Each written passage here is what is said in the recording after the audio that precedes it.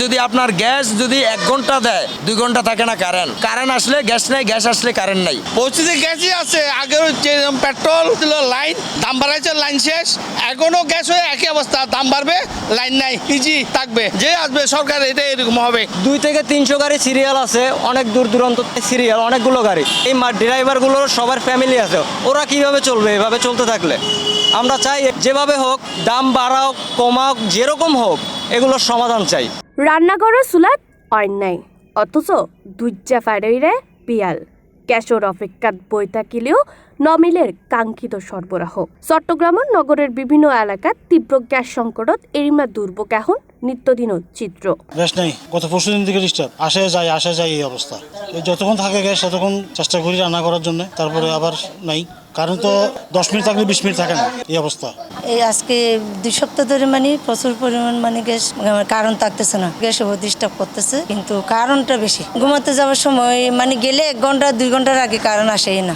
Boat এলাকাত gas ন থাকিবার কারণে বোট পরিবার বাধ্য হয়ে হোটেল রেস্তোরাঁত হানা কিনিহার, আবার কেউ বিকল্প হিসেবে লাকড়ি চুলাত রান্না করেন। এতে যেমন বাড়ছি ভোগান্তি, তেমনই বাড়ছি অতিরিক্ত খরচ। দাম বাড়বে, গ্যাস খালি। বাসা বাড়িতে এখন নাই, একই সিস্টেম করছে, বাসা বাড়িতে দাম বাড়াবে। ওদের আজকের ব্যাপার দিছে, দাম বাসা বাড়ি এটা কমছে, কিন্তু দেখেন পাইকারি খুচরায় আরও বাড়াই দিচ্ছে, 2000 টাকা হবে। বিগত তত্ত্বাবধায়ক সরকারের আমলে আমরা কোনোদিন আপনারা পাইছেন লোডশেডিং পান নাই, লোডশেডিং হয় না। এখন লোডশেডিং 2 ঘন্টা, একবার যাইলে 2 ঘন্টায় আসতেছে না। তাইলে এগুলো সব কাজমাজি করতেছে দাম বাড়ার জন্য, আর কিছু না। আর আর 2-3 দিন ধরে বাসার মধ্যে গ্যাস নাই, আর রান্না বান্না হইতে বহুত কষ্ট লাগে, আরো বেশি কষ্টত আছি। আর বসম নতুন কিনে বসম বা কেরাসিন ব্যবহার করি, এগুলো নিয়ে আর মোটামুটি দিন হাল চলিস। গ্যাস নাই, আজ প্রায় 2-3 দিন বললো দিয়ে আর গ্যাস পাওয়া যায়।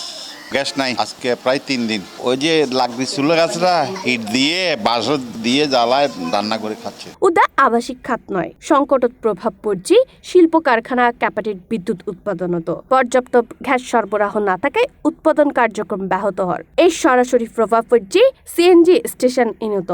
সোমবার দুইজে নগরীর টাইগার পাস সহ বিভিন্ন সিএনজি স্টেশনত গ্যাস লইবার যানবাহনের দীর্ঘ সারি দেখা যায়। ঘন্টার পর ঘন্টা লাইনত দাঁড়ায় বোট চালক গ্যাস সংগ্রহ করিত নপারের। এতে ব্যাহতর গণপরিবহনের চলাচল এবং বাড়ে যাত্রী অক্কল দুর্ভোগ।